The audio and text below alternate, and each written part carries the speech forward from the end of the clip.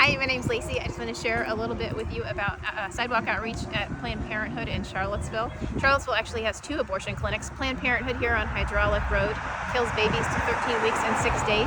Ho Women's Health around the corner on Commonwealth kills babies to up to 20 weeks gestation. Both clinics do medication and surgical abortion. So what does sidewalk outreach look like at the abortion clinic? We come here on Fridays because it's their surgical abortion day here at Planned Parenthood. We have signs of babies, words encouraging people to come speak with us. Our hope is when moms come in, I will wave and hold out a bag to them.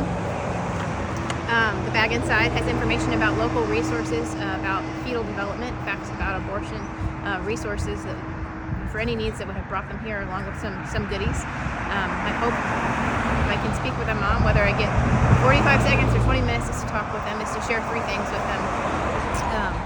First, to share something about the development of the baby. So I'll often ask them, do you know how far along you are? And if they do, share something about the development of the baby at that point, just to help them to think about it not as a clump of cells, but as a baby that is growing in their womb. We share with them about the resources that are available. I always say, I know people come here facing really difficult circumstances, and I want you to know that whatever has brought you here, that there's help. So sometimes it's a housing situation, sometimes they're in a just domestic abuse situation, but there are things that we can help those moms with.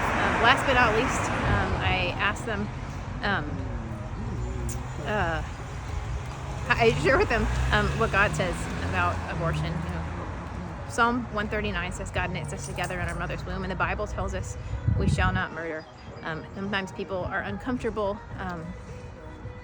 with that point because we don't know what they believe, but we do know who created them.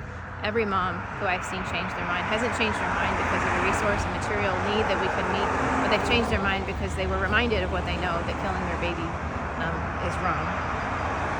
So I just want to share a couple of stories about moms that we've been able to help here at Planned Parenthood.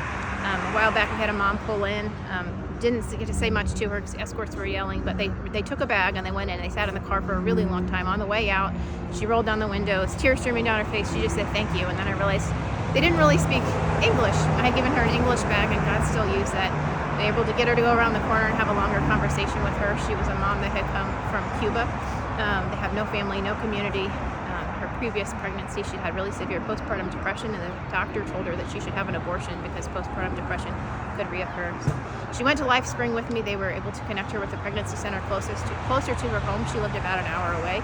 I was able, through a pastor friend, to find a community in her town, a Spanish-speaking church, and the church visited her, so she had community. They helped connect her with a pro-life obstetrician that would walk alongside her. Talked to another mom one day who was here. She said, my boyfriend, we've had a pregnancy and had an abortion before. He said, I just need to get it done today. So she had come for an abortion. I spoke with her for a long time. She actually went with me at Chick-fil-A. We had lunch. She chose life for her baby. Got to follow along with her. She sent me picture updates of her beautiful baby that she is glad that she has.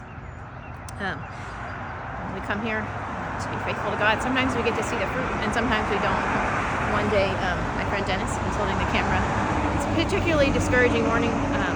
Didn't feel like anything was happening, and he received a text from a pregnancy center that said, hey, a couple years ago you were out here, you spoke words to these parents and encouraged them, and they chose not to go through with it because what you said to them. God had prepared the hearts to hear the words that you would say to them. They chose life for their baby. They never stopped to say anything to you on the way out, but I just want to encourage you to keep going. Had a mom here once stop and talk to me, and she said, I did have an abortion here a couple months ago. You were here. I heard what you were saying. I knew that it was true. I know you would have helped me. My boyfriend boyfriend at the time, no longer, really wanted me to do it. And so I did it, and I have regretted it ever since. So please don't stop, and please keep coming. So this is a place where you get to have gospel conversations. Sometimes it's just, do you believe in God? What do you think God would have you do? You get to hand him a track, kind of plant a seed. Other time you get to have a longer conversation with people. I think the hardest thing about having spiritual conversation is getting started.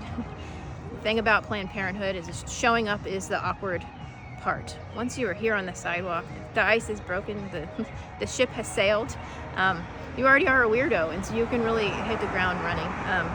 Either just bringing it up, or sometimes people will even come to us. I had a woman who came to speak with me once, and she approached me and she said, so what do you tell the girl who's 15 was raped by her father? So oftentimes when people pose that question, they're asking because they want to show you what a mean, horrible person they are. So I said, that is a horrible, wicked deed, and I would want that person to have all the help and support that they need. I would want justice for that person. But an abortion will not undo what has happened to her. It's additional trauma, and the baby deserves to live. So they kept speaking with her. I was able to share, we really do care about these women. And I was going through the materials that we show the moms who were coming in here. And when she saw the fetal development stuff, she started crying, and she said, I didn't know that my baby had arms and legs. I didn't know that my baby had fingerprints. And then that's when I realized that the story that she had, the question she had posed when she stopped to talk to me was her story. She had been raped by her father. She's probably 60 and living with incredible regret of taking that baby's life. And she wanted to know if that was an unforgivable sin or if God could forgive her. And just by being a presence on the sidewalk and standing against the evil that happens here, God allowed me to be part of that conversation with her. So I just want to encourage you. Some people think you have to be really brave or bold. That's not true.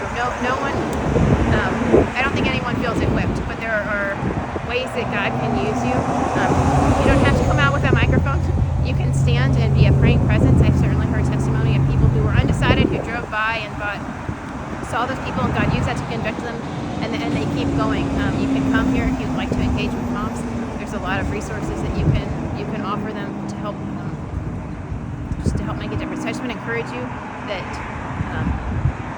when Christians show up, babies are saved. So if you have any interest in participating in this ministry, you're always welcome to join us on Friday, or go with your small group, your family, a friend, and come out on any other day. My hope and prayer is that this place will not always exist here, but in the meantime, that eventually there would be somebody here all the time, that nobody would ever go in without having hope and truth offered to them. So thank you so much, and I'd love to talk to you if you have any questions.